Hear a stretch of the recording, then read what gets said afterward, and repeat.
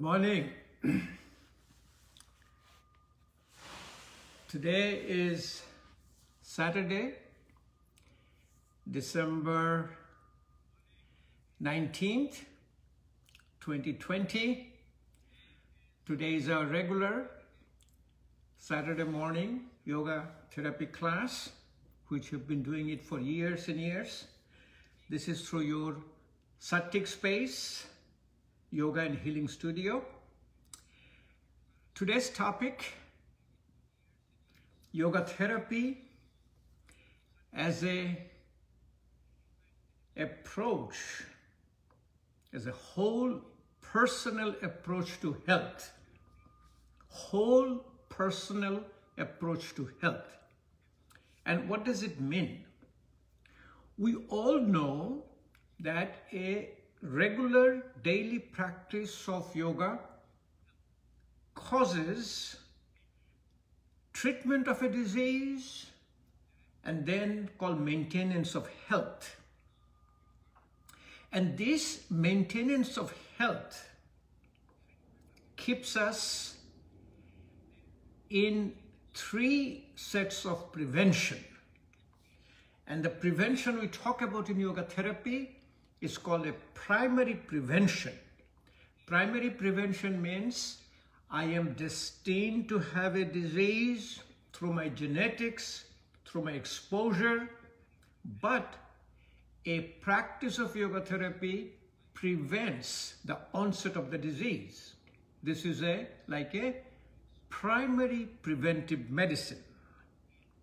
Secondary prevention, like when we have the chronic disease, like a metabolic syndrome, lifestyle-related disorders, cancer, chronic low back pain, arthritis, that we get the usual, your Western modern medical therapy, which is called maybe surgery, chemotherapy, radiation, diagnostics. Then when you incorporate yoga therapy, it prevents progression of the disease, or it may even reverse the disease. That is called a secondary prevention. Tertiary prevention is a yoga therapy prevents the complication of a disease. Like say people with diabetes. Diabetes people going to have a diabetic nephropathy, kidney disease, diabetic retinopathy. And if she's shown the daily practice of yoga as a therapy prevents the complication of a disease, which is called tertiary prevention. Now, let me talk a little bit first. What is a whole person? What do we understand whole person from yogic perspective? And then I will show you the practices which we do as a daily practice. Like yesterday, I did one session that what I do as a daily practice, my practices. First, let's talk about some modern anatomy, modern Western medicine. In a modern medicine, like people like us, we are trained in a modern medicine. We learn anatomy by dissecting a dead body. And then we looked at the body and we looked at the function of the body, which is called physiology. So we learn anatomy, that is physiology. Then when the physiology gets altered, it becomes pathology. And the pathology is the root cause of all the diseases, and which basically we call the pathophysiology of a disease. Then we learn how to do a diagnosis of a disease. Remember, this is D-I-S space E-A-S-E. This is, and then I learn the treatment. But yoga as a therapy looks in a little different way. See, modern medicine looks at a body as a machine.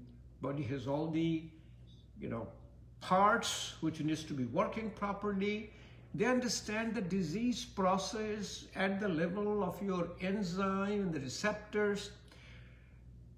But their concept of health, defining health, is a very difficult task. So, in modern medicine, health is defined as a state of physical, mental, and spiritual well-being, not necessarily the absence of disease or infirmity.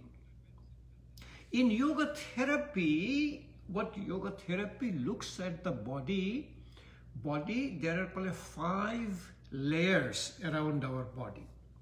These are called 5 koshas. Koshas in Sanskrit means sheath or a covering.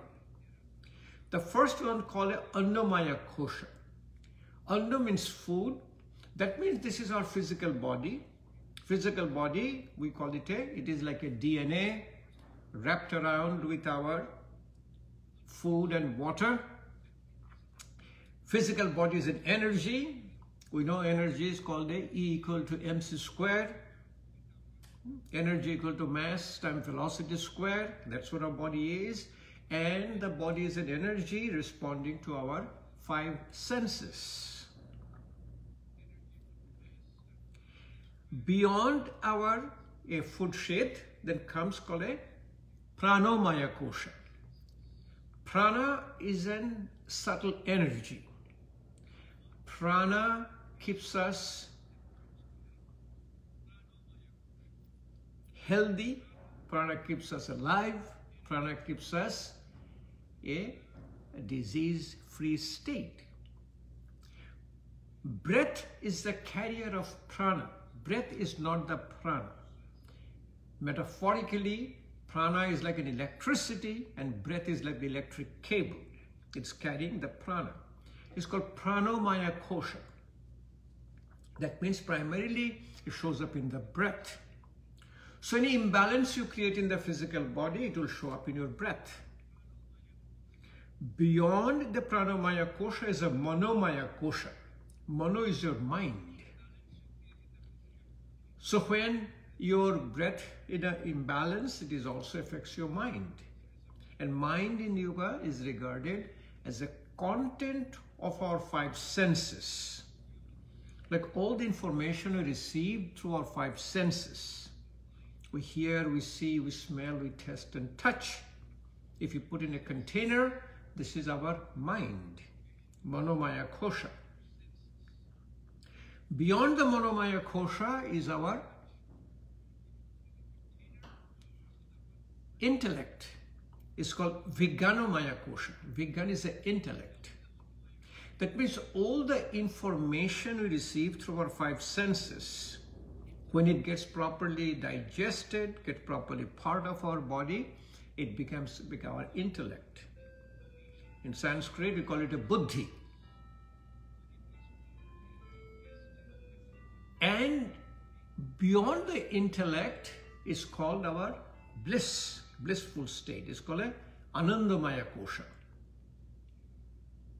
In a blissful state, what it is, all the information which has been processed become an intellect in a buddhi. Now this process gets more refined in our body and mind and becomes called wisdom. So wisdom in the state when we are in a proper state of health. When the imbalance starts in your intellectual sheath, the intellect pulls you back. I said, hey, don't do it. This is not good for you. This is introspection. We're still healthy. But at the level of the mind, we call Manomaya kosha, all the imbalance starts, and mind is the root cause of all of our chronic diseases. When we have the chronic disease, it first shows up in our breath. So we as a physician, when you look at a patient from your integrative medical approach, we look at the breath and we can make a diagnosis right away. And by the time it comes to our physical body, probably it is little too late. So on the 5 kosha model, what it does, even if you look at a simple example, how it affects your koshas, and I always give this example, it's very easy to say, is that a person who has asthma, there is a tightness, constriction of the, called your bronchioles or tubes, which is carrying oxygen to your lung and bringing out carbon dioxide. When it is constricted, you cannot breathe properly. So you have a problem in your now pranamaya kosha, breath sheath. When you cannot breathe properly, what happens? You become very anxious, become restless. Now it's affecting your mind, manomaya kosha. When you become anxious, restless, have fear and panic, what happens? You don't make a proper intellectual decision. So the intellect gets in imbalance. When the intellect gets in imbalance, called Vijnanamaya kosha, your bliss, Anandamaya kosha, your bliss goes away, you are in a severe state of discomfort. So the first body sheath, which is called your gross body, which you call a sthulo sharir in Sanskrit, is connected through your food sheath, through your mind. The body which is connected through your breath sheath, your mind sheath and your intellect sheath, it is called body of your mind. It is called a subtle body, Shukha Sharir. And the body which is connected through your blissful, your sheath, which is called Anandamaya kosha, is called your Karana Sharir or causal body.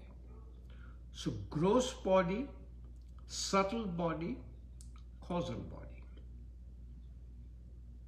Gross body needs to have the proper therapy to ward off the pathogens which is causing the disease. But the causal body is the body of your mind. And the mind is, all you know, it's like a neuroplasticity. And once the imprint of the disease is there, if the disease is not clear from your mind, the proper whole therapy and proper health is not going to be maintained. So the mind, your subtle body, is being treated with removal of your negative emotion and bringing your positive emotions in your body and mind. So you will have to bring like that, and that is also done through your breath. So we'll do the practicing of the breath. What are the negative emotions? What are the positive emotions? And finally, the causal body, which is the body of our previous karma, what we have done in our life, is called basically removal of your sorrow and ignorance. All the ignorance and sorrow is being removed. So the gross body will need a practice of relaxation response, parasympathetic activation, and also it needs a practice of the sign of health. Sign of health in yoga is a strong digestion, easy elimination, and a dreamless good night's sleep. So we'll do the practices for strong digestion, easy elimination, and dreamless good night's sleep. For the subtle body, for the mind, mostly you have to remove. Through exhalation, you will remove the negative emotion, and inhalation, you have to receive or get intake of your positive emotions. And this is done primarily through your Bhastrika Pranayam, bellows. Bhastrika Pranayam causes altered sense of consciousness. Your mind gets in a state of balance. And I'll show you the different steps of your bellows breathing. We have all other breathings, you know, Kapalbhati Pranayam, breath of fire, alternate nostril breathing, Ujjayi Pranayam, constricting your larynx, Bhramri Pranayam, bumblebee breathing, but most of them is your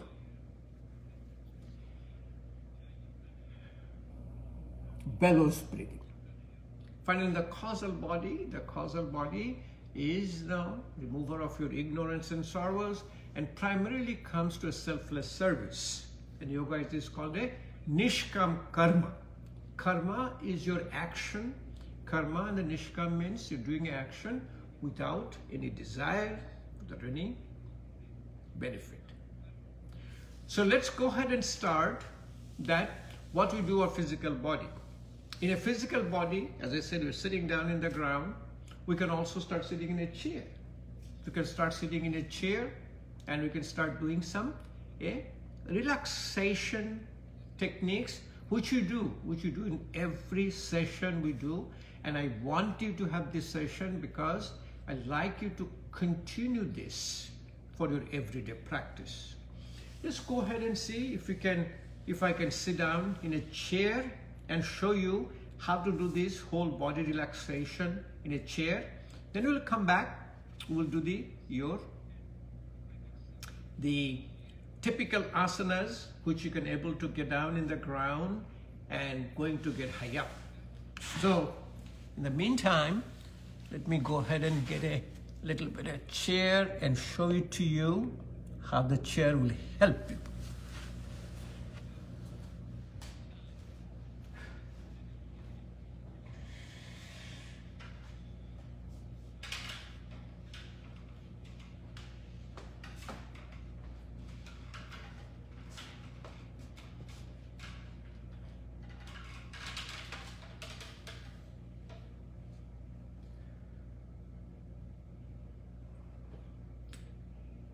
Try to have a wooden chair, a chair which will keep your posture. It's very important to keep your posture. If you get a very padding in the chair, your posture is not going to be there. So the first posture is for relaxation is keep your spine straight. So sitting in a chair, even if I'm sitting in the front of the chair, I always keep my spine straight. My spine will be straight. My whole body will be in a 90-degree angle. I go all the way to the back in the chair, but still my spine is straight.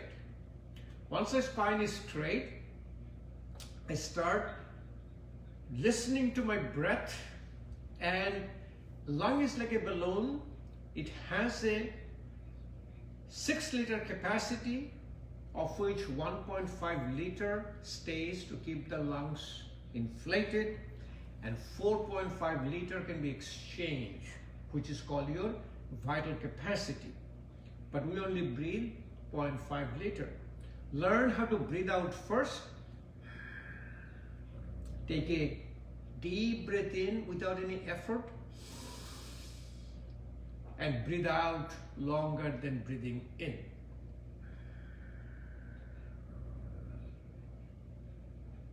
Normal yogic breathing, breathing out longer than breathing in. Breathing in is sympathetic, breathing out is parasympathetic. Starts with your hand, relax your hand. The way we do it like a baby, baby fist. If you look at a baby, baby puts the thumb inside and closes the hand. This is called your baby fist. Balo Mushti Mudra. That's where baby closes the fist. Open and close. Always close your fist like a baby fist. This is also called an Adhi Mudra. Without breathing, you can do breathe in, breathe out. Always keep your breathing as an effortless during the whole asana practice. Breathe in, breathe out. Breathe in, breathe out. Always do the asana behind your breath and having no pain. If you have developed any pain, you have crossed the limit. Wrist gets relaxed with a extension. This is breathe in, breathe out. Breathe in, breathe out.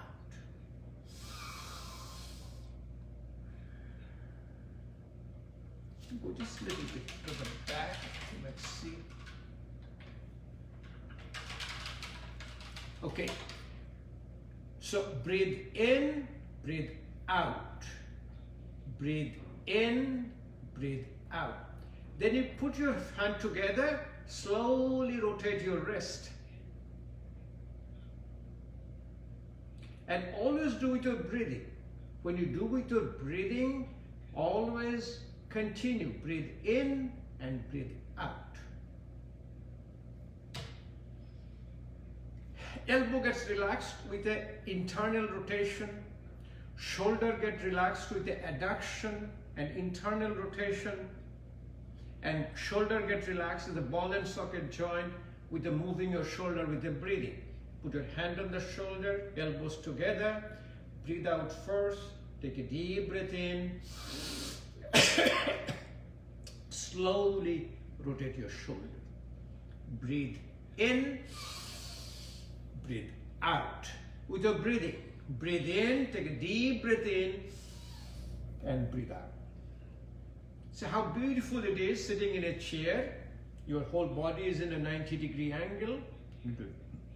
Always balance it. Breathe in to the opposite side. Breathe out. Breathe in, breathe out.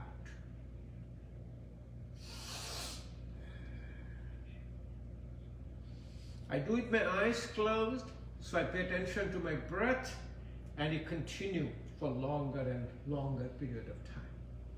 You can hold your wrist on the top, breathe in and breathe out, pull it down behind your head down. Breathe in, breathe out, and the same breathing out, you come back in the middle again. And that's how we extend your exhalation. Breathe in, breathe out. So these are the practices we are doing. If you're practicing with me, please keep doing it. Sitting in a chair, sitting in a ground, wherever, but always keep your spine straight. It's called Merudanda Achal Manasthi. Spine straight and mind relaxed. The whole upper body get relaxed with a called prayer pose to the back. We'll do prayer pose to the back, and then we'll relax our neck, the 4 positions of the neck. Then we'll do it with a sound of a vibration. It's called your bumblebee breathing. In a bumblebee breathing, we create a vibration. The vibration in exhalation, the vibration is the same frequency as the frequency of your brain. 2 frequency interacts, cancels. It is called harmonic resonance. Your mind quiets down and it enters into a state of parasympathetic activation and relaxation response. It's a wonderful practice, and it takes care of all the aches and pains in the body. Pain in your hand. If you get a pain in your hand, just do the Adhi Mudra, baby fist. Wonderful practice, and it gets the immediate relief. So in a prayer pose to the back, you put your hands slowly to the back and slowly turn it into a prayer pose and keep there. And remember all the stages of your asana. Okay, let me show it to you, sitting down, so you'll be able to see it better, what I'm talking about. First, you put your hand wherever it comes, short of pain. Be sure there is no pain. and your breathing is effortless. Slowly turn your hand as a prayer pose, and then if you keep it and keep breathing out longer than breathing in, you'll see it keeps on going higher, higher, and higher, and higher up.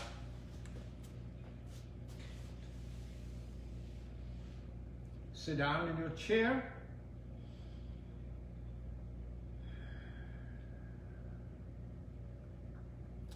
You will be breathing in, and in a breathing out, you will be creating the sound of a bumblebee breathing. Let me show you one time. You breathe out first, breathe in, slowly drop your neck to the back. Breathe out with the sound of a bumblebee.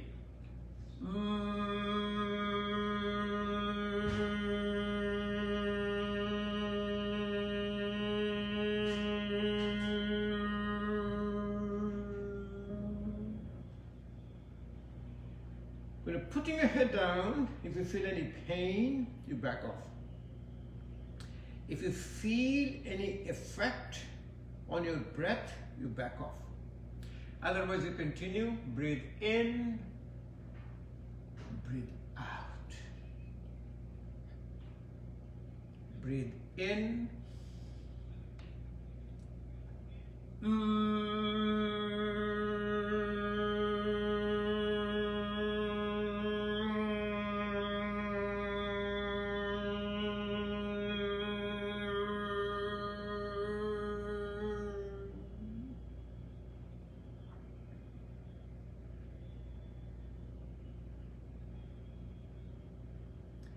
Side to side, same phenomena.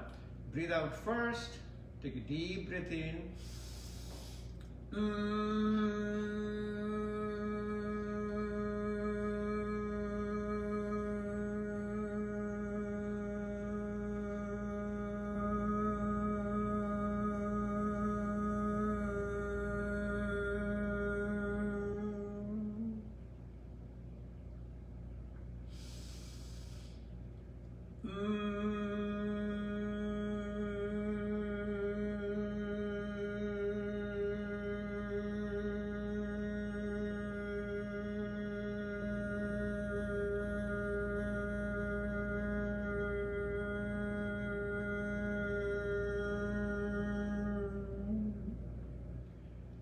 Look all the way to the back without turning your shoulder.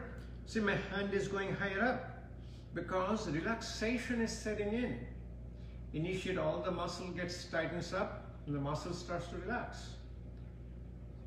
Breathe out first. Take a deep breath in.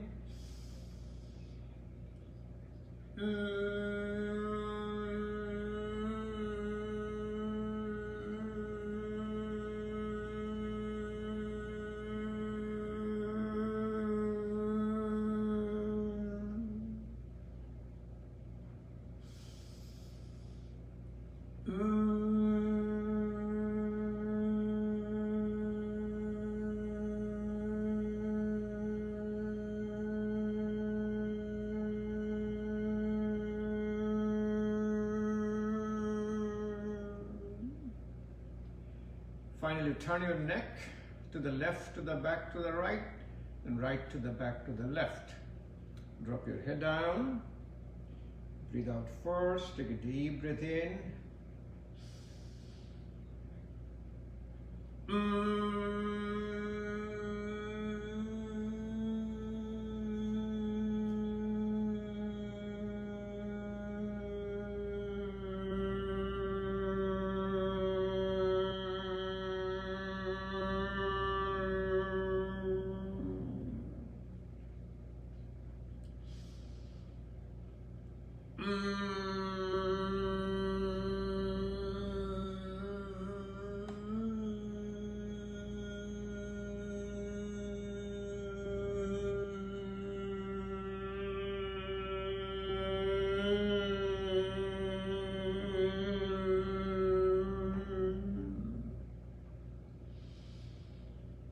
Your whole upper body is relaxed. In fact, when your neck gets relaxed, your spine. Spinal flexibility is health. Rigidity of the spine is a disease. So more and more your spine is flexible, better and better you feel. I feel a wonderful experience now. I'm having some saliva in my mouth. When you have saliva in your mouth, that tells you that you are having a parasympathetic activation. From here, you can start now relaxing your lower part of the back. Sitting in a chair, you can do your like a seated forward bend, or if you're sitting there, you can do a spinal twist. So I like to have a chair with the handles. Chair with the handle helps, and a solid chair, like a wooden chair. So put your one hand to the back of the chair, other hand on the handle. So breathe out first, take a deep breath in, and slowly turn your body to the other side, almost to the back. But stay here and keep breathing out longer than breathing in, and stay there between 5 to 10 breaths.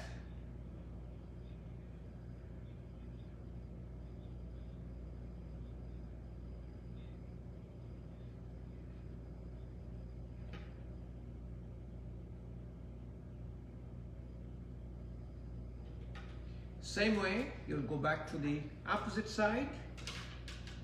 Now you hold your back with your right hand, on the left hand on your head. Breathe out first. Take a deep breath in and slowly turn your body all the way to the back. And stay in the posture and do the breathing out longer than breathing in.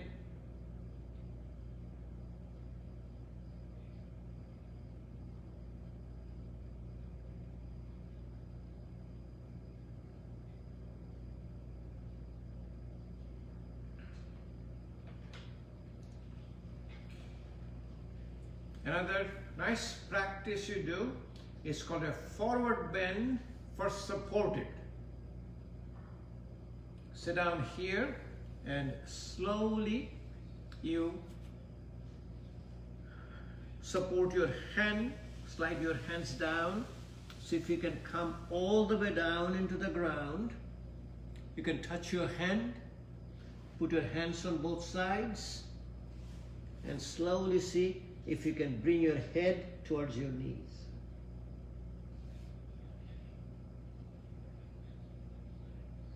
Hand touching to your feet. Pada Hasta Asana. Again, staying in the pose and between 5 to 10 breaths, and having the sensation. Let's go high up, slowly get high up. Having the feeling and sensation of almost like your corpse pose, Shavasana. Every asana is a relaxing practice, should be like a Savasana. For the lower part, you start with your feet. Very important, your feet like your toes. You need to separate your toes. You separate your toes and so breathe in, breathe out. Breathe in, breathe out. You can breathe it in the ground here. Breathe in, breathe out. With your breathing, always practice with your breathing. Exhalation longer than inhalation. Ankle joint, breathe in, breathe out. You do breathing in, relaxation of the ankle joint, breathing out. If you have any problem keeping your feet high up, you can always use a small stool or a small your platform underneath your feet, and you can practice.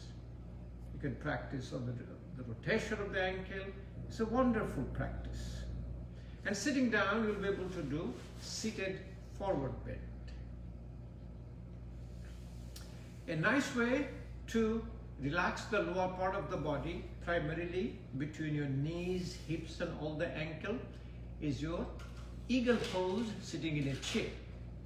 The front of the chair, slowly take your one foot in the back. Initially, you might stay your feet here, it's okay. You keep it here, what happens slowly and slowly? Your habit forms. Neuroplasticity sets in. The feet will go back. Slowly and slowly turn around. It will wrap around. When it wraps around and you stay in this posture, slowly and slowly, the whole relaxation will set in. For my practice, I do this even I'm sitting in a chair, maybe I'm eating. I'm eating with my knife and fork or my hand, however I'm eating, keep my feet like here. Even if I'm studying something on my desk, if I'm sitting in a chair, keep my feet like this. I'm reading a newspaper, and slowly I can see the relaxation sets in. It's a wonderful practice to relax your lower part of the body.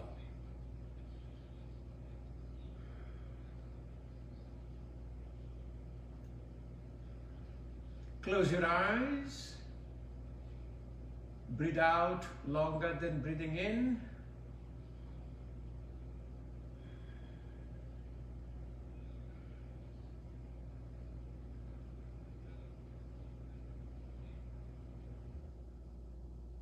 You will have a profound level of relaxation with the posture like this.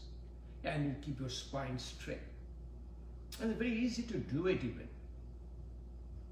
See, sitting in a chair, how beautiful relaxation practice in. To the opposite foot, same thing. Put your feet here. Initially, if it stays here, it's okay. Slowly and slowly you can turn around. It will wrap around. Eagle pose. Gururasana, sitting in a chair.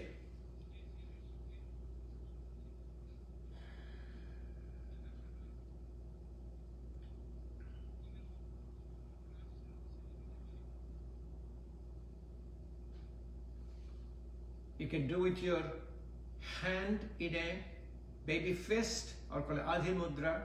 Put it gently over. Just relax. Close your eyes. Breathing out longer than breathing in.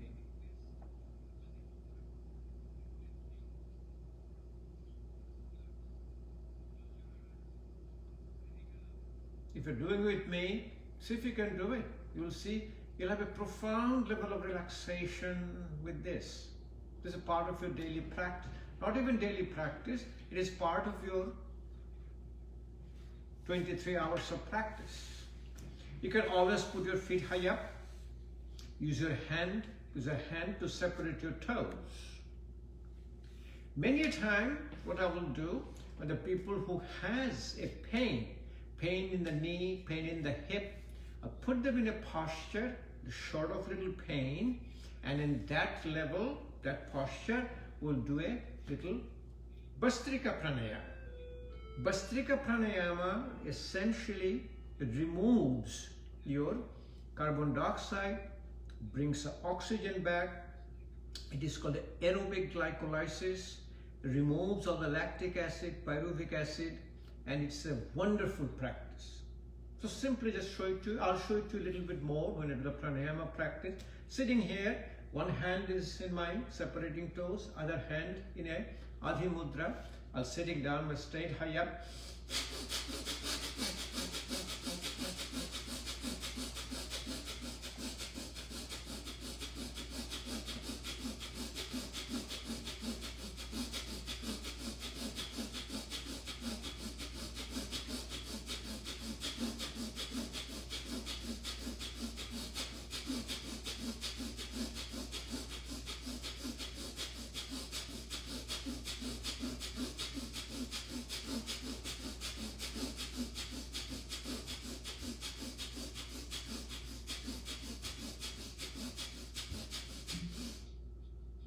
Easily I have done about 100 counts. I can do 400, 500, 600 easily, and I'm talking. I'm even singing, I'm breathing. It's called effortless breathing. Same thing in the opposite side. Now you put your feet high up. This is almost a cure-all for your knee pain, hip pain, and all the joint pains. Put my hand, separate that. If it is hurting here, you can bring it back high up. Find a place where you don't have any pain. Wherever you don't have any pain, you stay in the posture and do little rapid Prastrika Pranayama.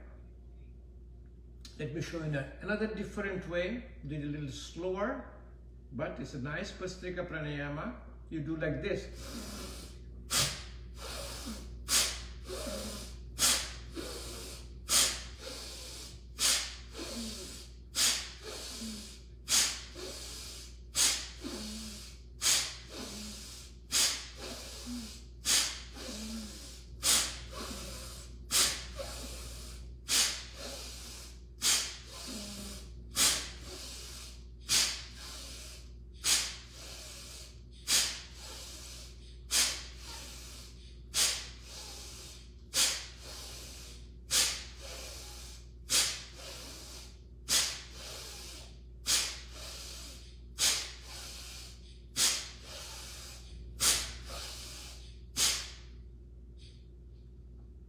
Wonderful practice. You continue that, you'll have a little drainage from your nose. It's entirely normal, especially we do it your Jalniti every day. So you sit all the time when the Jalniti is done. So if you can get into the floor now, so let's see what we can do getting down into the floor.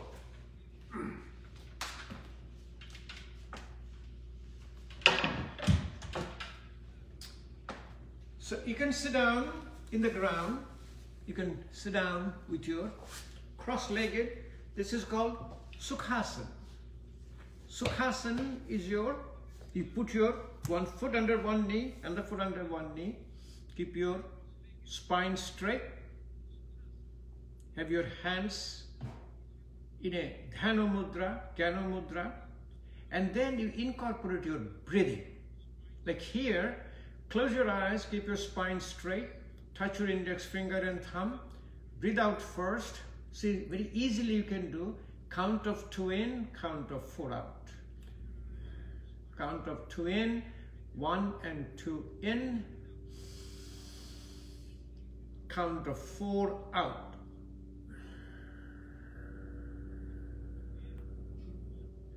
It's very easy for you and it will reduce your breathing rate. You've been doing it for a long time. You do it the way you can continue. For me, let me continue a little bit more. Let me do count of 4 in, count of 8 out.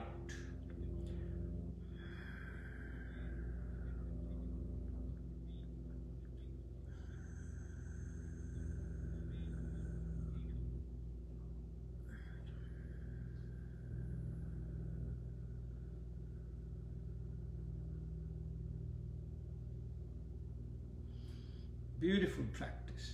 Continue it about 5 to 10 breaths. A profound level of relaxation will set in. You can always do a little bit progress. You can always remember, you change your foot. You change your foot, so what happens when you change your feet? Your neuroplasticity will set in equally on both brain. So always change your foot. And then you can go progress more, little bit more. Take one heel all the way to the back. Take your one foot in the top and you'll see your knees goes down. You don't have to push down. If it goes high up, if you push it down, it will come back high up. So what you do even in this posture again, do your breathing. Since I've been doing it for a long time, let me do count of 6 in, 6 seconds in, and count of 12 out. Breathe out first.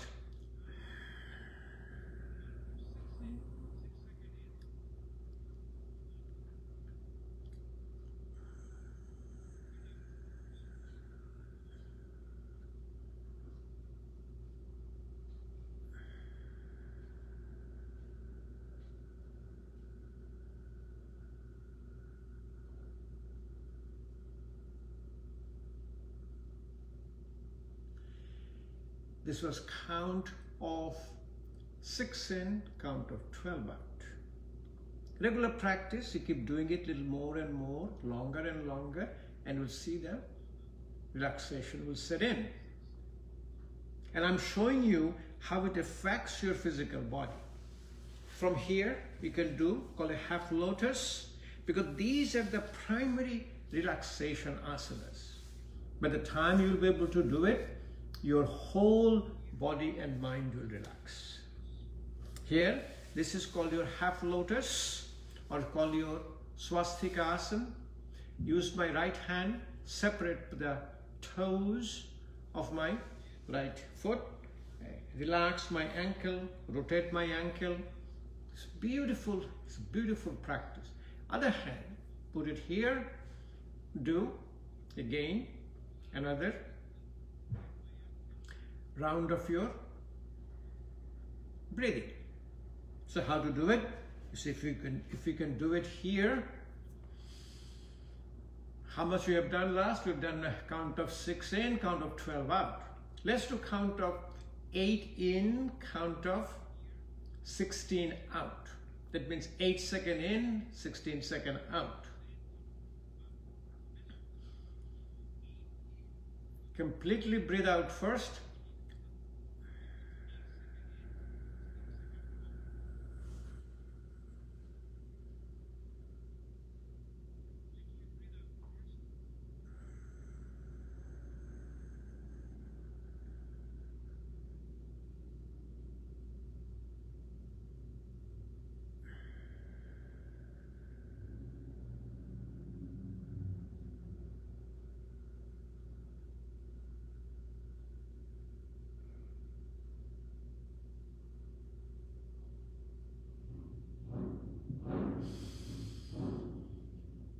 You feel a wonderful feeling when you extend your exhalation and slowly keep on reducing your breath. So I can go ahead and do it, the lotus pose, very easily, but here I'm doing it in stages to show it to you how you can bring it in stages. Exhalation longer than inhalation will bring the relaxation. You can also do little relaxation, because again I put both the hands separate. The more and more you separate your toes, more and more you will feel a level of a relaxation.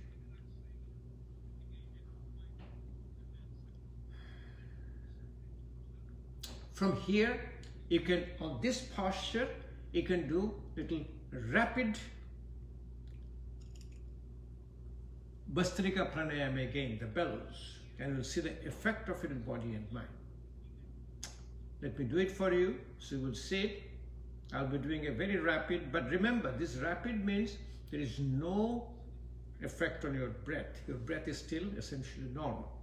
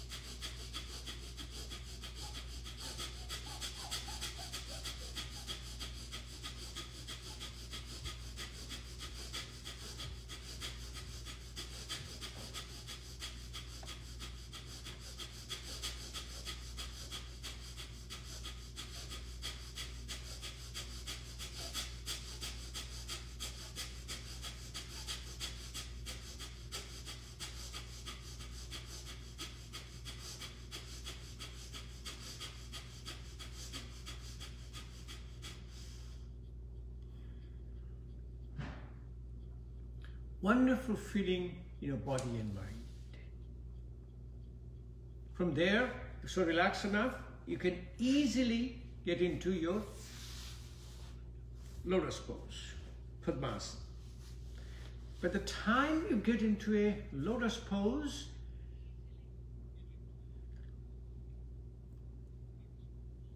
your whole body and mind gets relaxed. You can stay here. You can do all the pranayama practice in this posture. Keep your spine straight. I prefer pranayama practice sitting in a chair or sitting against a little wall to keep your back supported, and then do it.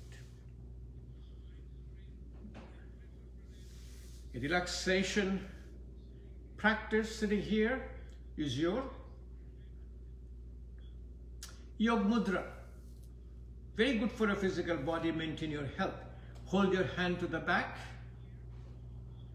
Look straight, high up. Breathe out first. Take a deep breath in and slowly get your body down. Your head will come down all the way to the ground. But you listen to your body's signal.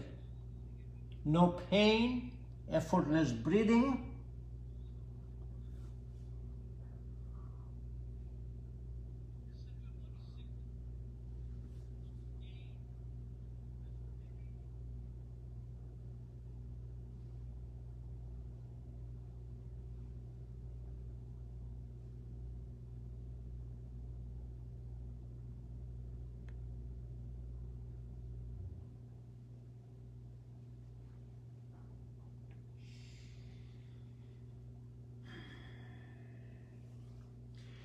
Three asanas you should always practice for effortless breathing.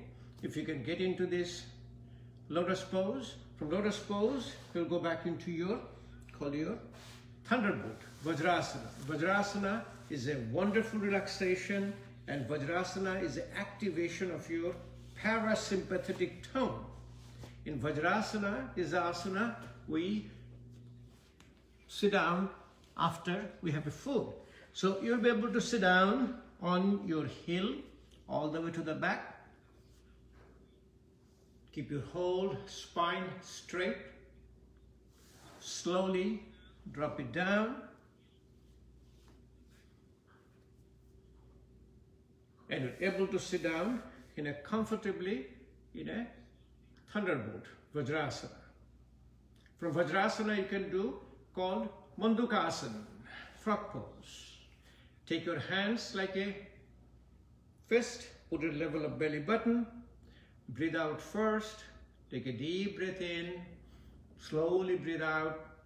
Suck your stomach in a little bit. Continue your breathing. Keep coming down. Whole body will come down without any pain, without effort in breathing. And you stay here between 5 to 10 breaths.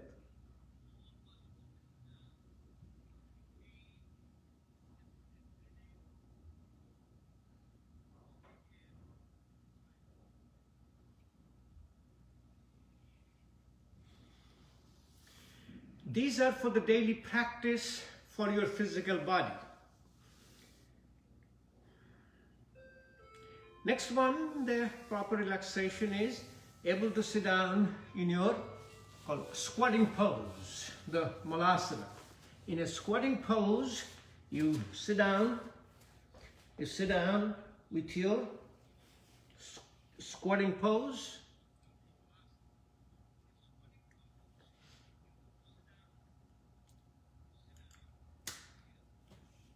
Separate your hands, separate your fingers, extend your wrist, put your one elbow inside, other elbow inside, slowly bring it close to your body, spine straight, eyes closed.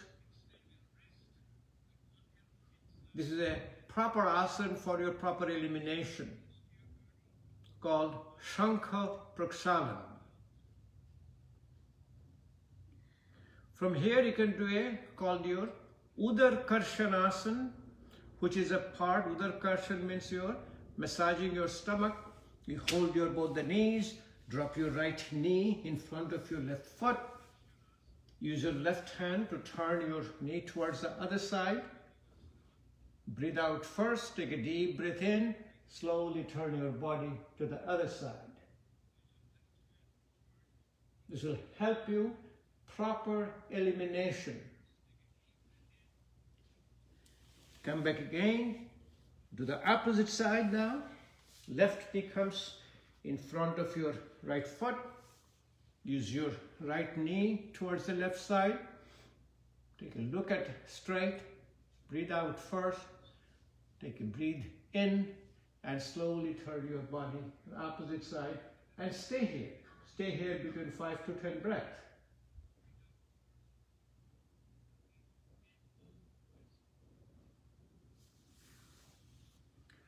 It's a wonderful practice.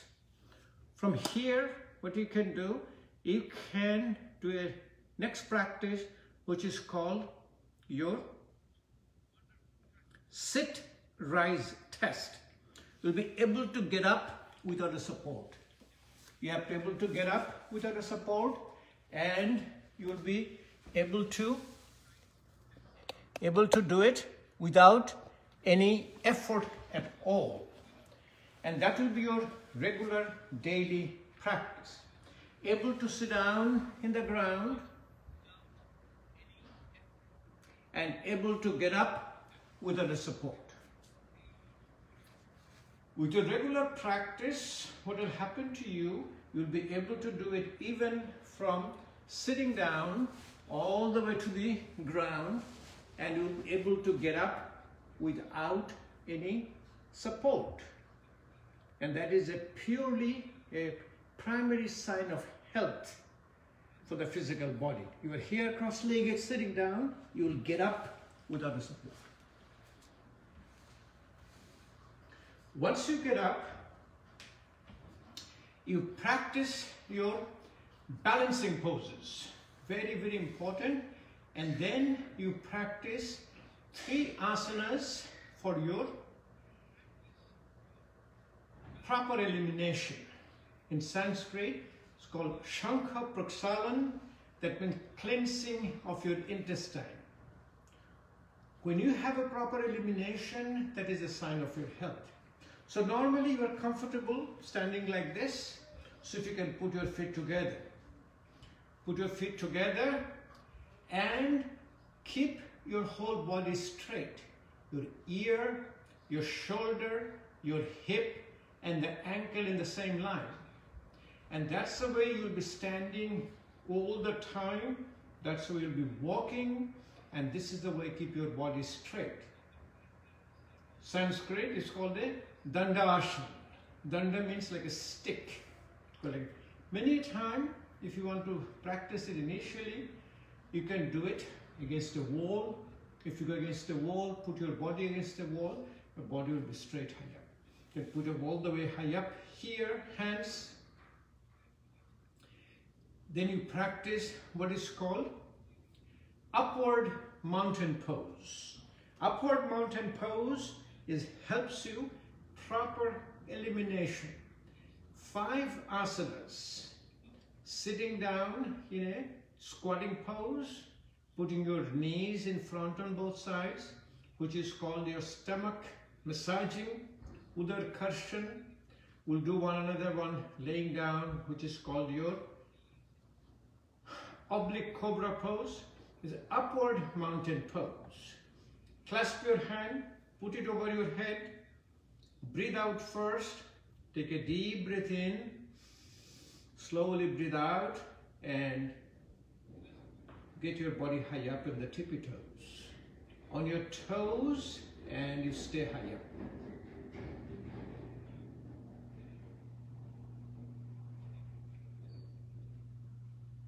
And slowly come down. In your daily practice, you do it a few more times. But here, I'm just showing it to you. Next one for proper elimination is your oblique mountain pose. In oblique mountain pose, you hold your arm with your one hand, with your other arm with the hand, put your both the forearm over your head. Breathe out first, take a deep breath in and slowly turn your body on one side. And you stay in this posture.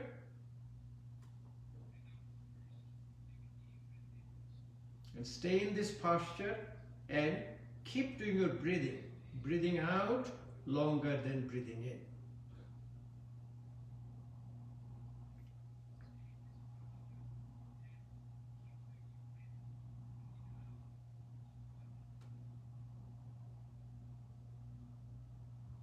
Slowly come back in the middle. Again, breathe out first. Take a deep breath in and slowly go to the other side.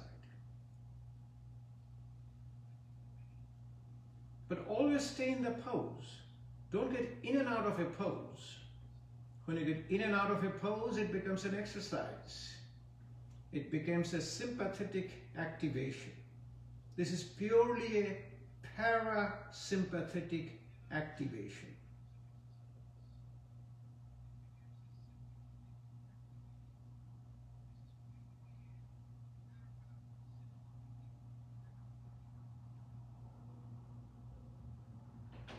Slowly come back in the middle. This is number 3 asana for proper elimination. Next you do is called your west rotation, Kati Chakra Asana.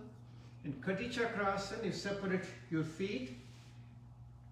Then you take your hands, left hand behind, right hand over your left shoulder. Breathe out first. Take a deep breath in and slowly turn your body all the way to the back.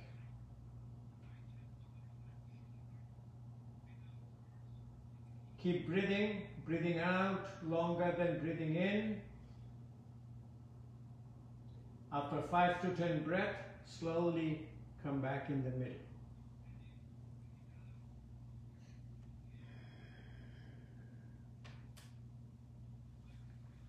Do it again in the opposite side. Right hand to the back, left hand over your right shoulder. Breathe out first. Take a deep breath in and slowly turn your body all the way to the back.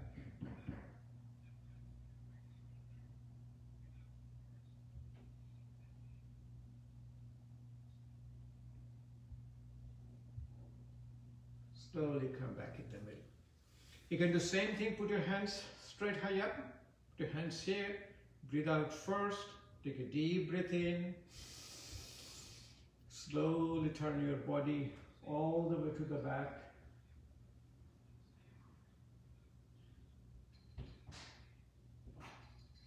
And then come back in the middle. With your breathing. Breathe out first. Take a deep breath in.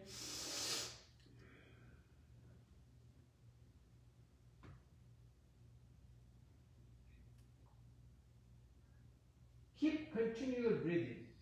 Don't hold your breath. Keep continual breathing and then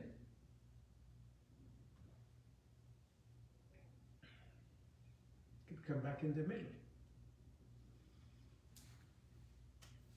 If you're practicing, if you do it at home, remember when I talk to you, talk to reasoning, but when you keep practicing at home, you'll be able to do it in a lot shorter time. Able to stand on one foot, put your hands to the back as a prayer pose to the back. See if you can stand in a non-dominant foot. I'm standing on your left foot. 10 seconds, almost feels like a 10 years. 20 seconds, 40 seconds. Then you're able to close your eyes and able to stand. When you close your eyes, able to stand on one foot, that becomes a pure sign of health. In fact, that is a sign of showing that you have overcome all the underlying chronic diseases you have. Do the opposite side. Eyes closed, able to stand one foot. A lot of my friends say, I cannot even stand for 4 seconds, 5 seconds on one foot with my eyes open. I said, yes, I've been practicing for a long time. I'm practicing every day. Still, I cannot do it. Our knees and hips are a big problem. So always do a relaxation of the knees and hips. This is called your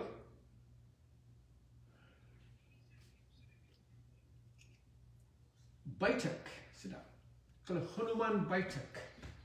Slowly put your hands in front. Slowly see if you can go all the way down, able to sit down on your ankle.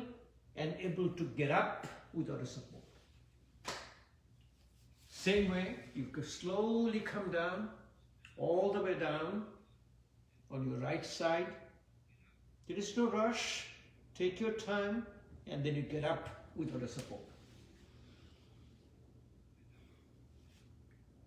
This prevents you from having a knee joint replacement, hip joint replacement. In fact, we call them a permanent joint replacement.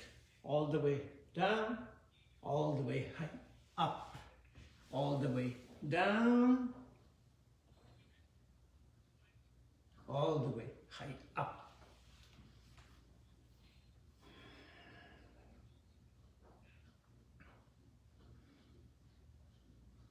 Very nice. Head below your heart. Once you keep your head below your heart, all the pressure inside your brain, inside your skull, called intracranial pressure, pressure inside your eyes, pressure inside your blood vessels in the neck, carotid artery goes up. But if you keep it down, slowly and slowly, your baroreceptor sensitivity comes in. Homeostasis comes in, and your intracranial pressure starts to come down. Intraocular pressure inside the eye comes down. Intracarotid pressure comes down. You develop a very high baroreceptor sensitivity. Chemoreceptor sensitivity starts to go down. You develop a state which protects you from sudden rise in the heart rate, sudden rise in the blood pressure, and it protects you from any cardiovascular acute events. So separate your feet slowly. This is called your widespread forward bend, Prasarita Uttanasana. Support your hand slowly. If you can put your hands down, separate your feet, and then when you relax enough, you can do a Kapalbhati Pranayama, breath of fire in this posture. The head down, hold your feet with the hands, and let me do a Kapalbhati Pranayama.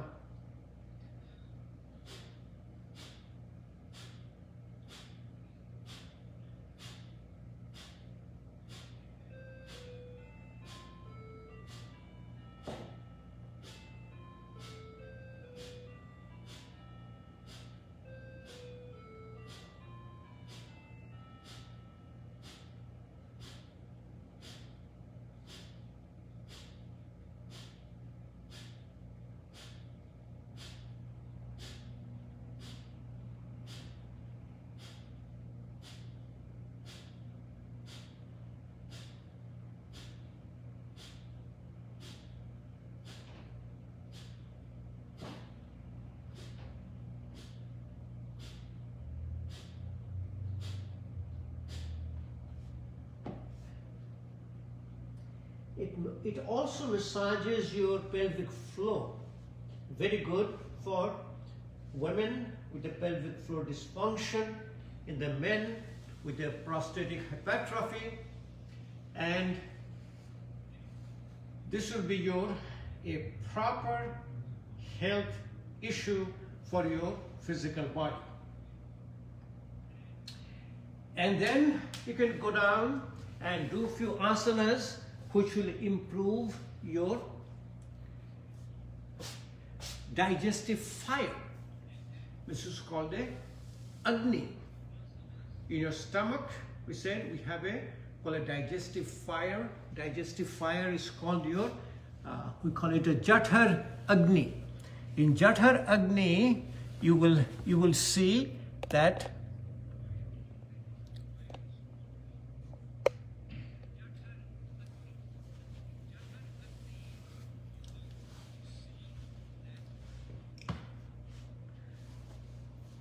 Strong digestion, easy elimination, good night's sleep.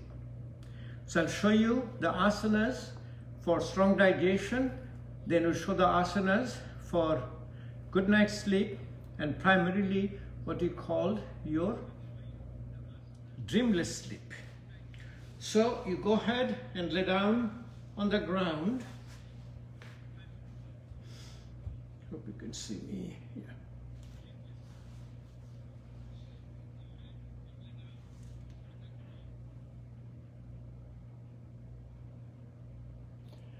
Put your head down. Always try to keep your chin below your forehead, hands on both sides. And it's very nice, relaxing asana.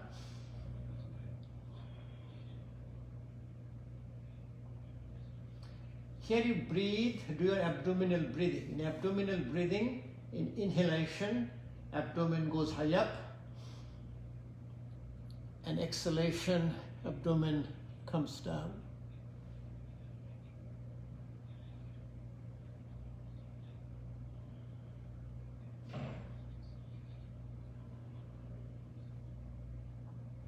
Abdominal breathing is very important. It ignites your Agni because it's a parasympathetic activation. From here, first you do a fit raising called your Pada Uttanasana. You can raise your feet and slowly bring your body high up in a called your Naukasana, boat pose. So boat pose is very important. In a boat pose, you'll feel your body is, the fasciculation starts to come down.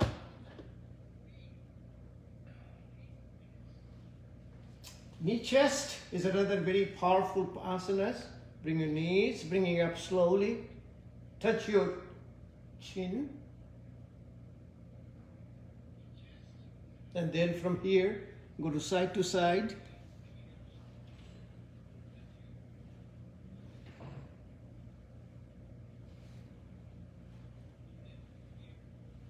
You can go front and back.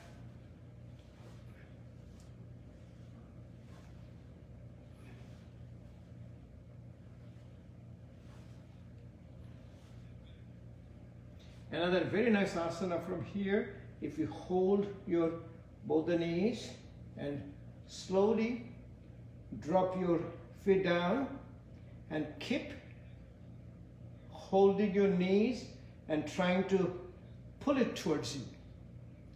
It brings a proper level of a relaxation.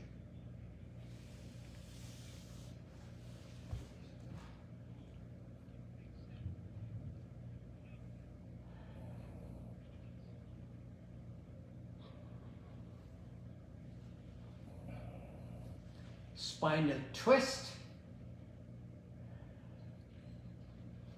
Markat Asana. Drop your both the knees on the opposite side and look at your other hand.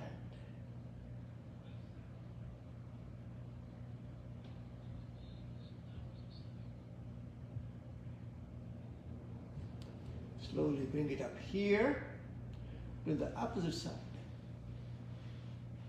You can do a multiple variation of these asanas. You can do your both the legs high up, drop your both the feet on both sides, but able to stay in this asana and able to do your relaxing breathing. Very, very important. Spinal twist or Markarasana. Here, from here you do your bridge pose, Setu Bandhasana or Setu Bandh Sarvangasana. Slowly raise your body high up, hands here, goes high up like a bridge, and once you go up into the bridge,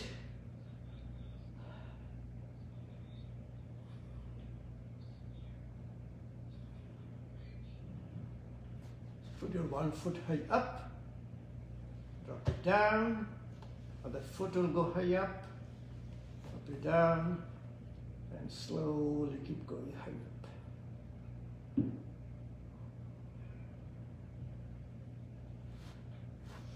These are the asanas for proper digestion. We call it the igniting Agni, the digestive fire. You do proper digestion of your food. Touching your feet to your forehead and towards your nose is very important. Take the toes touching your forehead. Pada Mastikasana, touching your feet to your forehead.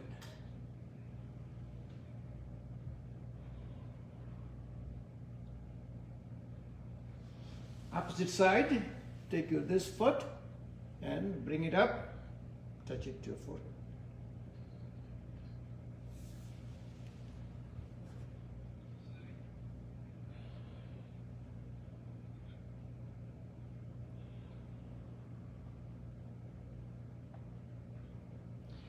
These are the asanas for your proper digestion. We showed you 5 asanas for proper elimination. You can always do from here. You can do a shoulder stand, you can do a plow. Those are daily practices which we do. But then, now we see what you can do to get into a proper good night's sleep. For a sleep, you sleep like a baby. How the baby sleeps?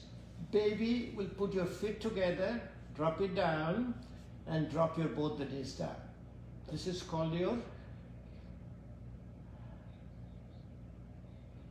reclining closed angle pose. Supta Baddha Konasana. Use your hand like a baby fist. That's why baby sleeps. So we sleep like a baby. That's why you sleep. Get an all dreamless sleep. Dream is a sign of a activation of your mind. From here, you first bring your abdominal breathing. In abdominal breathing, when you breathe in, your stomach wall rises high up. Breathe out, abdominal wall will go down.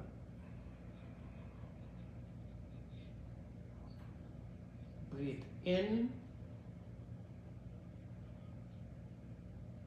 breathe out.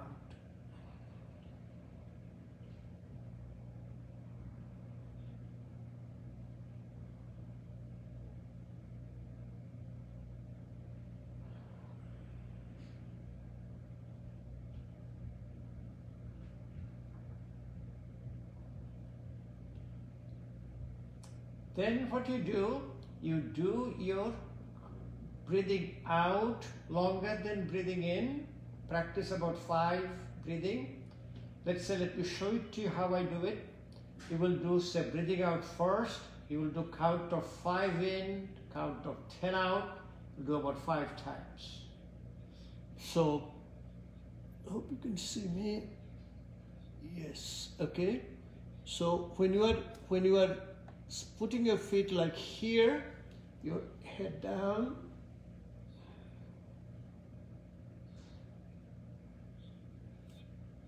your abdominal doing breathing.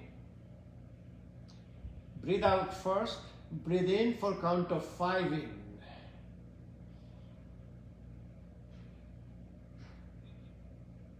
Breathe out for a count of 10.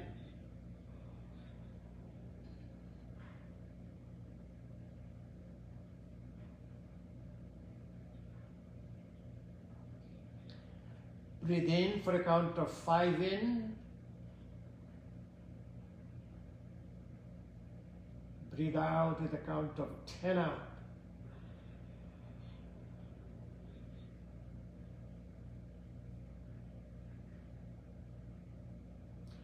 Continue this about 5 times. Then you start doing a breath holding. In a breath holding, you will do ratio of 1:4:2. Same, at the same ratio, count of 5 in, count of 20 hold, count of 10 out. We'll do 2 sets and let me show you how to do it. Breathe out first, breathe in, count of 5 in. Hold your breath for count of 20.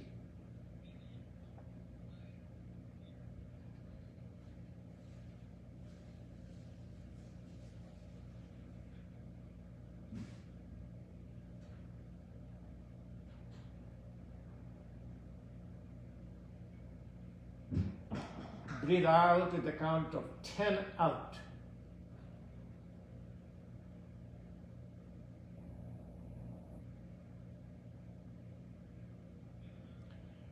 Breathe in for a count of 5 in.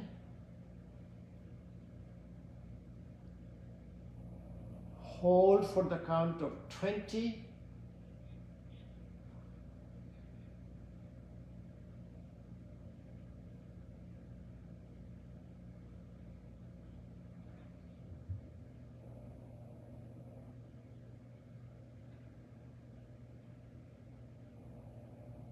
Breathe out with the count of 10 out.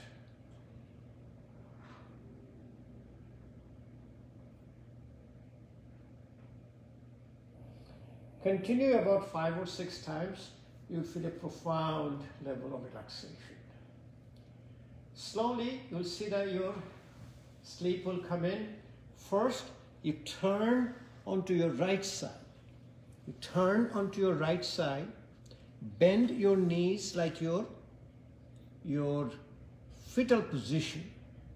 In a fetal position, then you can use your hand, put your head on your folded hand, or in a yogis, they don't have any pillows, you can sleep like this, or you can put a little pillow underneath. You can sleep on a small pillow and take your both the hands.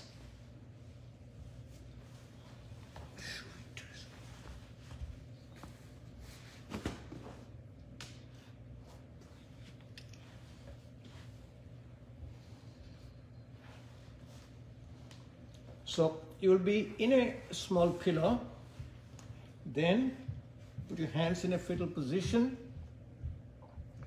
start sleeping on the right side. Initially your body core temperature still little high, and the right side will open up your left nostril. Left nostril is your cooling breathing. It's called your moon energy. Slowly and slowly it cool down your body. Once it cool down, you will see you will be doing breathing in and breathing out very easily.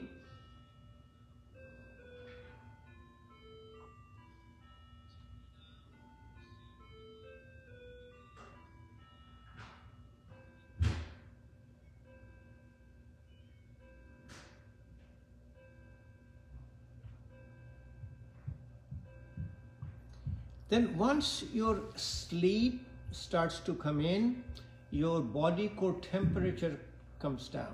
When a body core temperature comes down, you want to do a little balancing, then you go back to your sleep on your left side.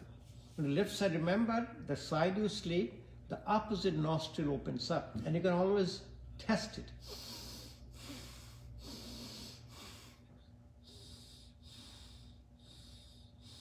Then also you can do it, the nostril which your closes down, you can do sleep in the opposite side, that nostril will open up. Finally, you sleep on your left side, which will give you a proper, well, dreamless sleep. So this is the way you sleep. And when you sleep like this, remember the state of your mind. When you're awake is your connected to your gross body. Dream is connected to your subtle body of mind. And sleep connected to your causal body. Beyond sleep, there is a state of mind called a fourth state, is called a turiya. Turiya also connected to your causal body. So see, this is your final sleeping posture. Sleeping in a small pillow, hands between your knees in a fetal position, eyes are closed.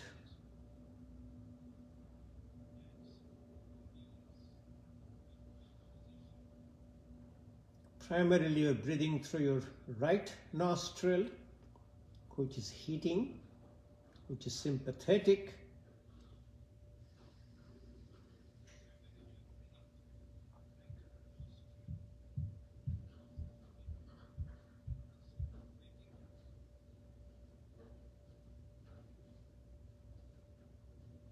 Then when you get up in the morning, you straighten up your right leg and then slowly get up and sit down. And these are the practices, the proper relaxation of your body and strong digestion. The asanas we did laying down, the 5 asanas, easy elimination, the 5 asanas for easy elimination, and proper dreamless sleep. This is also called a restorative poses. People do ask me, said, you know, this is a very long class, you've been doing it, and you always tell that you need to practice 1 hour a day, 25 minutes of asanas, 25 minutes of pranayama, 10 minutes of meditation. I tell them, listen, I'm talking, I'm explaining. Once you keep doing it, the practice, you'll see you can do it very easily in a very short period of time. Let me show you how I do the pranayama practice. The pranayama practice is done. I like to keep my back straight. So when I keep my back straight, let me reposition myself so you will see how I support in my back.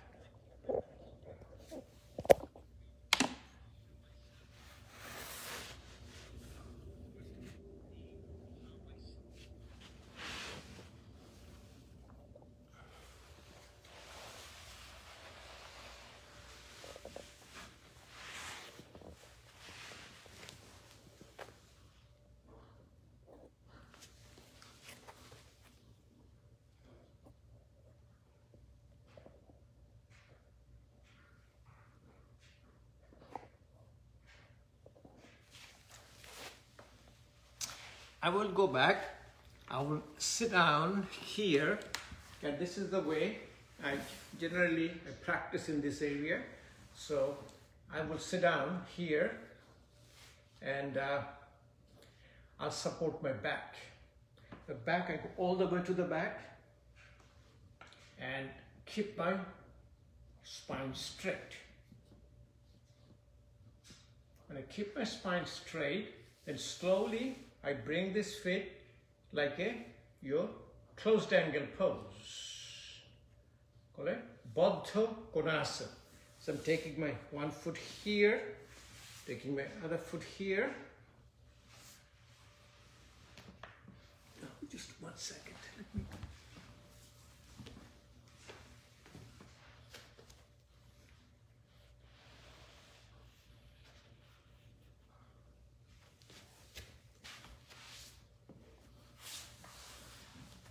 This is a very nice way of doing your pranayama practice. Now, let me tell you what is the difference between, now you have your gross body, now you have your subtle body.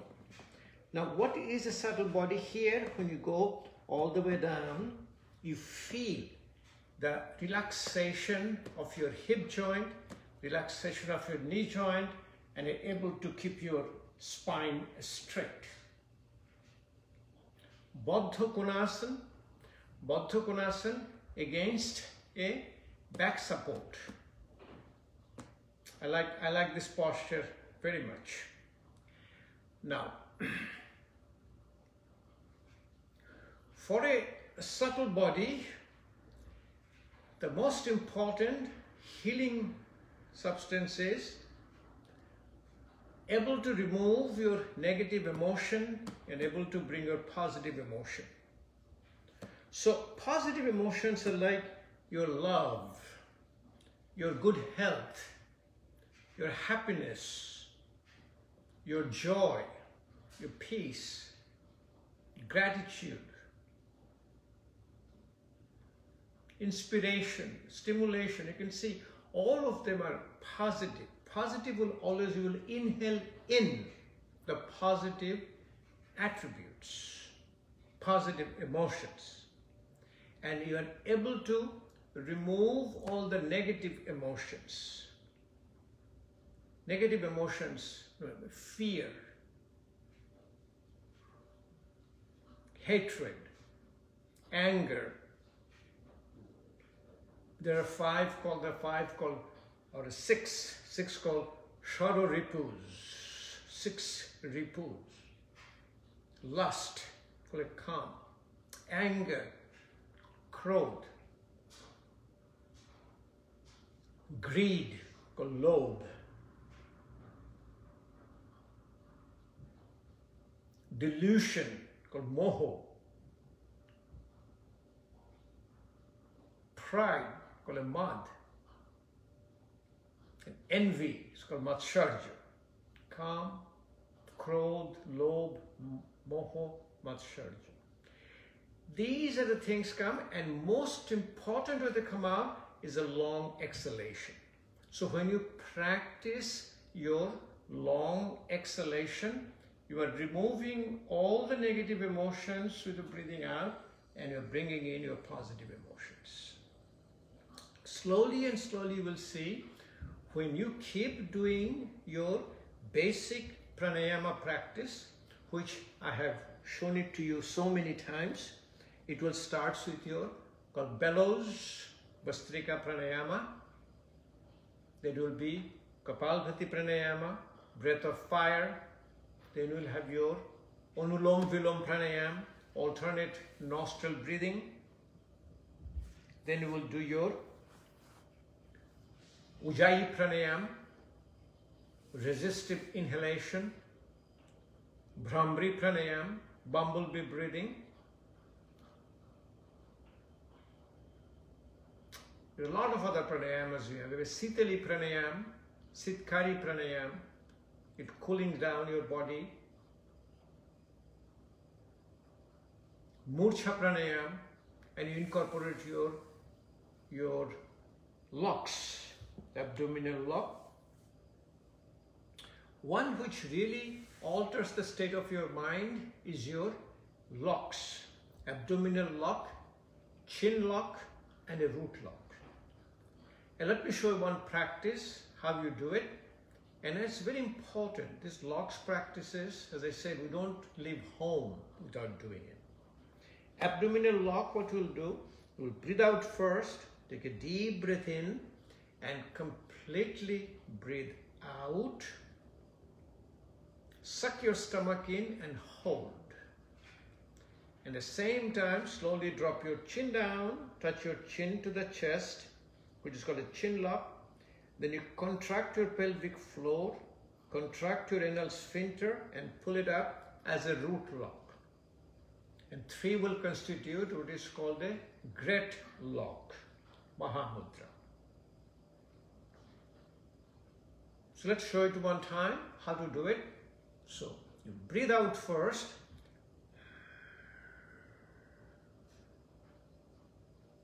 Take a deep breath in.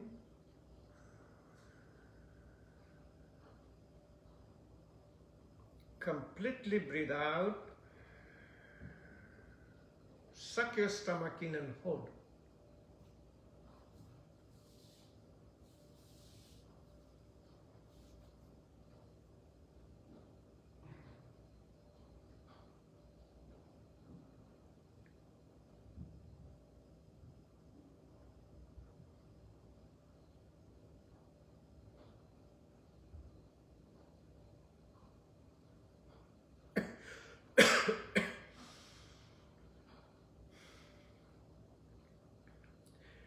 Mahabandh.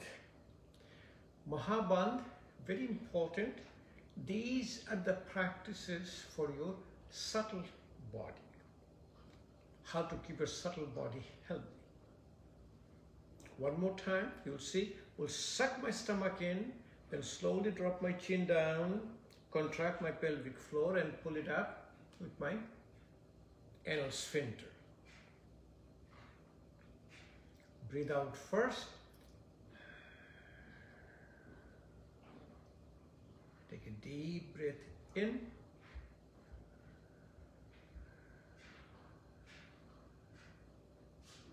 Completely breathe out.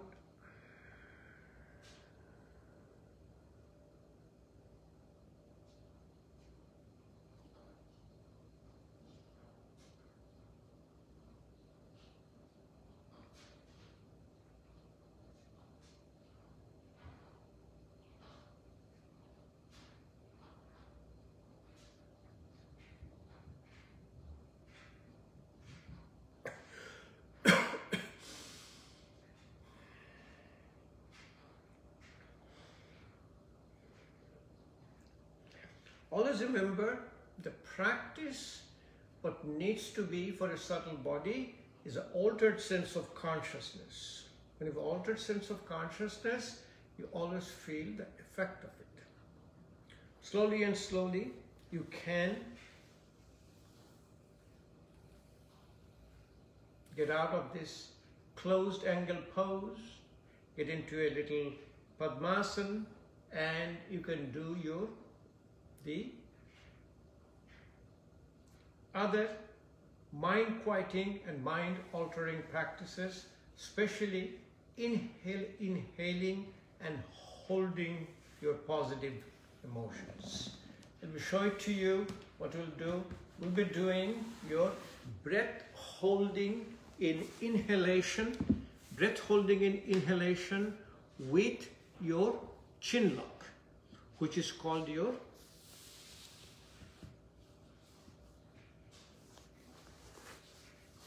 Murcha Pranayama. Murcha is like almost unconscious. It is so relaxing, so quietening. It feels like, so you'll be inhaling all the positive emotions and will hold it. In fact, when you hold the breath, it acts like you're more of a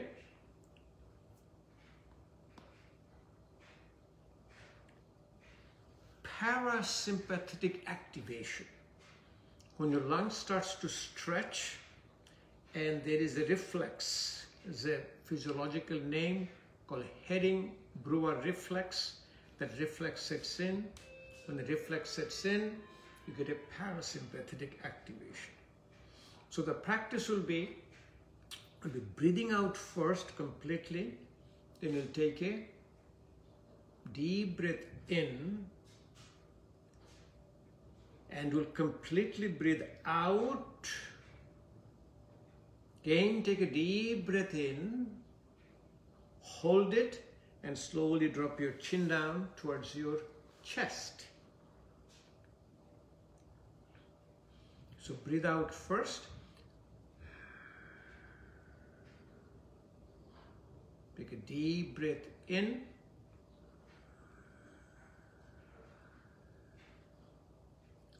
Hold your breath. Slowly drop your chin down. And hold your breath.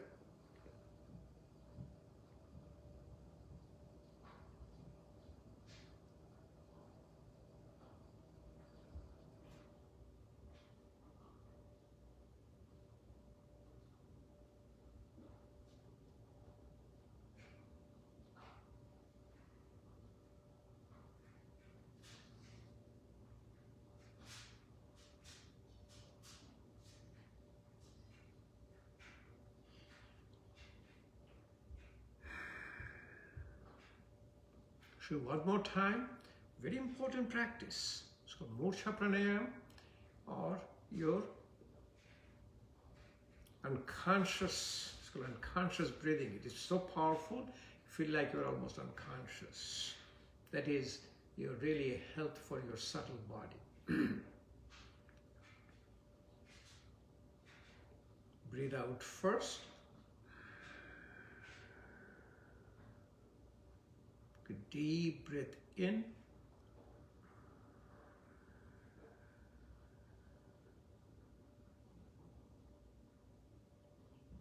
Hold your breath.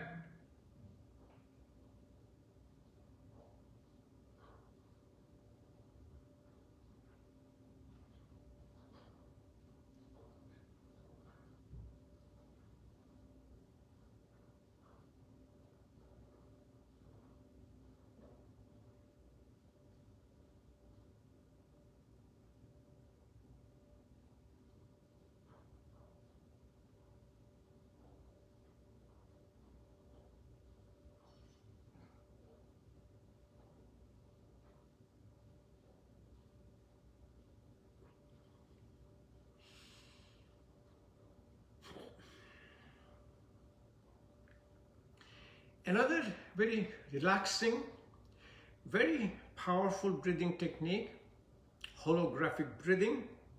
On this called holographic breathing, holotropic breathing. What we'll do, you will be breathing on your mouth closed, breathing through your nostril, but you'll be opening and closing your jaw or your mouth without opening your mouth. And let me show you how to do it. Your eyes are closed, mouth is closed. When you are breathing in, your tongue goes high up to your upper palate.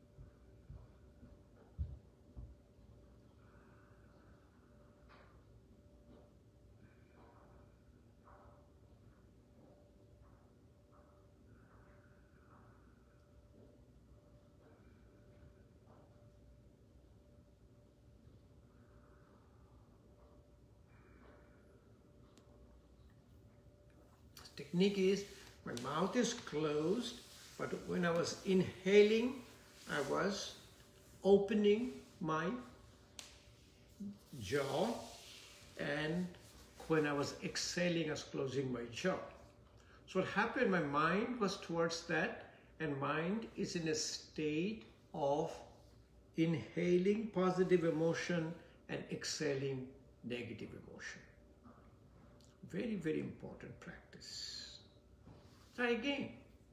See, mouth is closed, eyes are closed, tongue is up into the palate.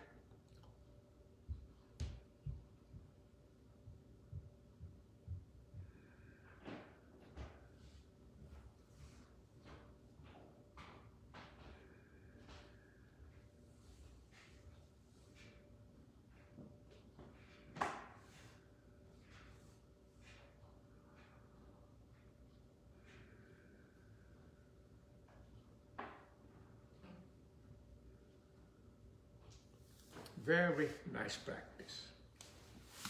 And get into your lotus pose, Padmasana. It's a very nice practice. And then you can go back and do your practice for your causal body. In your causal body, you'll be doing it. That will be doing an alternate nostril breathing. Let me go to the other side so you'll be able to see me better. Let me go to the in my causal body. You'll be able to see better and better.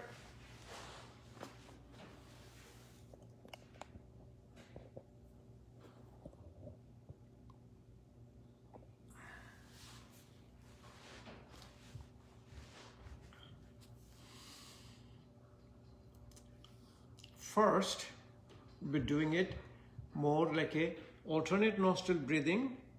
Then I'll be doing your guided alternate nostril breathing.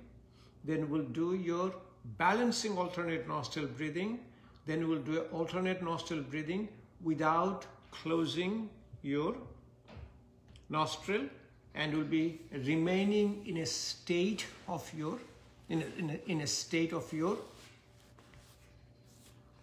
silence. Left hand goes into your Dhyana Mudra. Touch your index finger and thumb, put it over your eyes. Use your right hand to close your right nostril.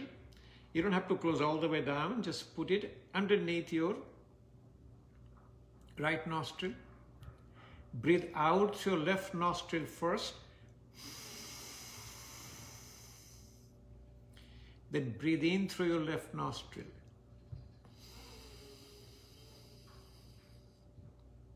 Drop your hands down. You close your left nostril with a ring finger and a little finger, and breathe out through your right nostril.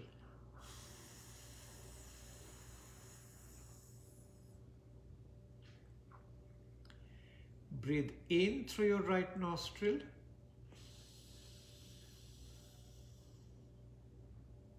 Close your right nostril and breathe out through your left nostril.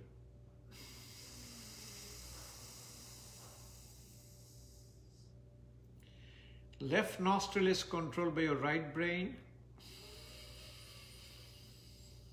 Right brain is intuitive. Right brain is female. Right brain is cooling. Left nostril breathing is called cooling. Moon energy, Chandra Nari.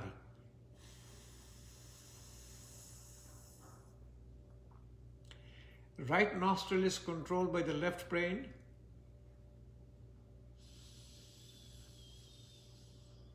Left brain is analytical, left brain is heating, left brain is male. Right nostril breathing is called your Surya Nari or sun energy.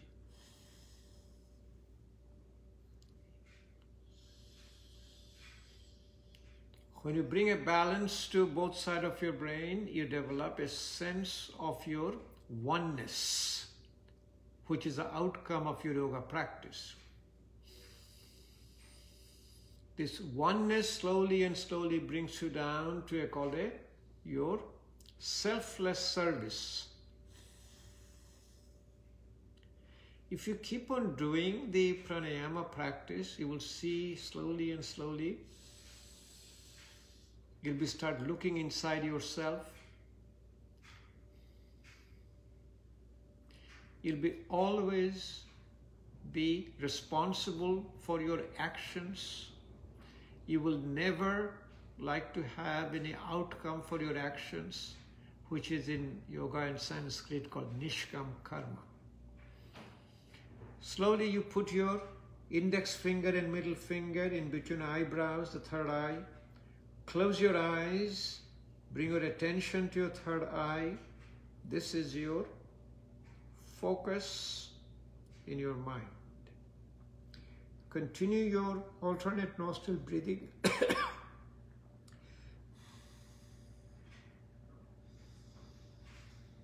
Concentration on your third eye.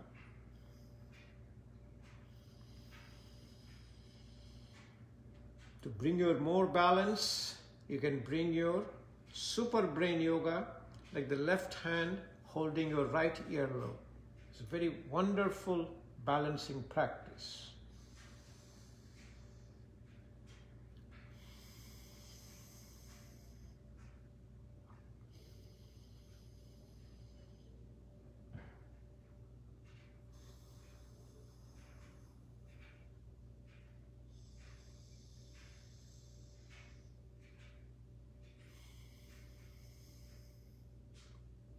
To bring the real sense of balance, real sense of your Nishkam Karma on your mind and balance, always you can use your opposite side, opposite hand. Look at how beautiful it is. Now you're using a right hand for your Dhanu Mudra, the index finger and thumb.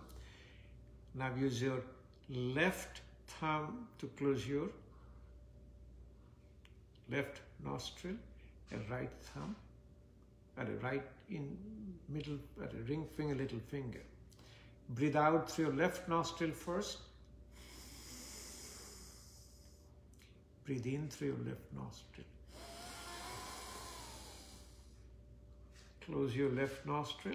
Breathe out through your right nostril. Put your index finger and middle finger in your third eye. Bring your awareness in your third eye. And keep on doing alternate nostril breathing.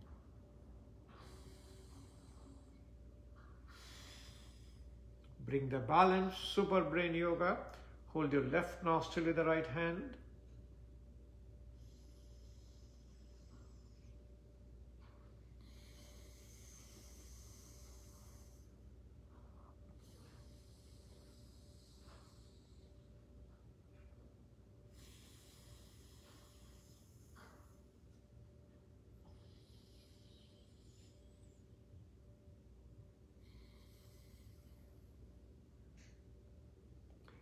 Finally, you bring the meditative alternate nostril breathing as a practice of your causal body. You touch your index finger and the thumb and put it gently over your both the knees. Close your eyes and you stay in silence. Visualize your breath. Visualize your breath coming in through your nostril. Air is going through your nose. Air is getting filtered in the nose. Nose is like your personal air conditioner. Outside air is cold, it is warming it up. Outside air is warm, it is cooling it down. Remember, we are all in silence. I'm telling you what you need to practice, but we are practicing in silence. Air goes to the both sides of the nostril, those are called turbinate. Air is going to the larynx, trachea, upper part of the lung, middle part of the lung, lower part of the lung, almost to the level of your belly button. The breath stops there for a short time. Kebal Kumbhak. Visualize breath is coming out from your lower part of the lung, middle part of the lung, upper part of the lung. Breath is coming out through your nostril. Outside the nose, it is picking at prana. Prana is a life force. In your yoga practice, your whole body does the breathing, not only the lung. The skin does breathing, kidneys are breathing, liver is breathing. So slowly bring prana through your breath and visualize and guide your prana to the organ of healing. I have a heart problem, so I visualize prana is coming to my heart. It's called a pranic healing. Visualize prana is coming to my back. I have a back pain. Visualize prana is coming to my knee. I have a knee pain. It does all the healing. Slowly I bring my awareness to my nostril again. Without closing my nose, I'm breathing out through my left nostril.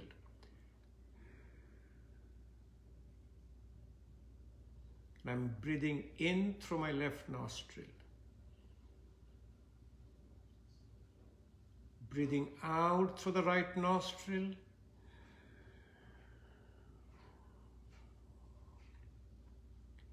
Breathing in through the right nostril.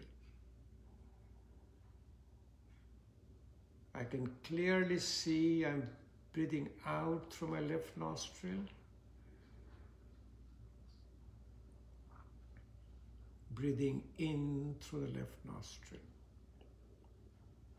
We are all in a state of silence and do this practice in complete silence.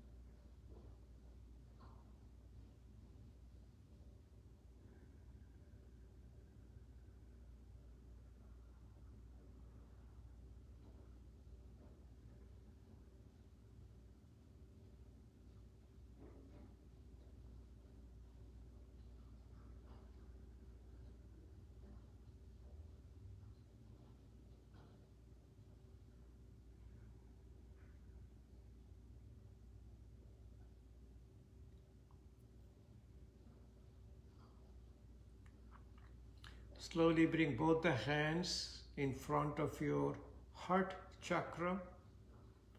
Touch your little finger and the thumb. Separate your ring finger, middle finger and index finger. This is your Padma Mudra, Lotus Mudra. Slowly bring it close to your heart. Heart is the site of your soul, and this is the site of your all the healing. Practice of yoga therapy causes the healing of the whole body approach to your health. It heals your gross body, subtle body, causal body. It heals your 5 koshas or sheath, Annamaya kosha or a foot sheath, Pranamaya kosha or a breath sheath, Manomaya kosha or a mind sheath, Vijnanamaya kosha or your intellect sheath, Anandamaya kosha is your blissful state. It also heals and balances our 7 chakras from the root of your spine all the way up to the crown. Root chakra, Muladhara chakra, pelvic chakra, Shradhisthan chakra,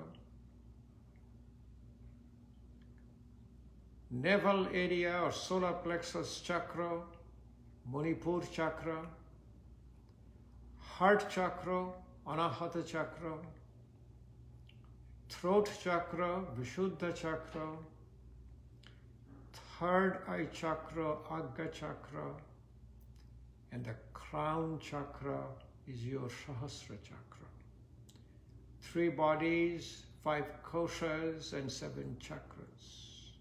Proper healing of your whole body, mind, and spirit. Slowly put your hands in front.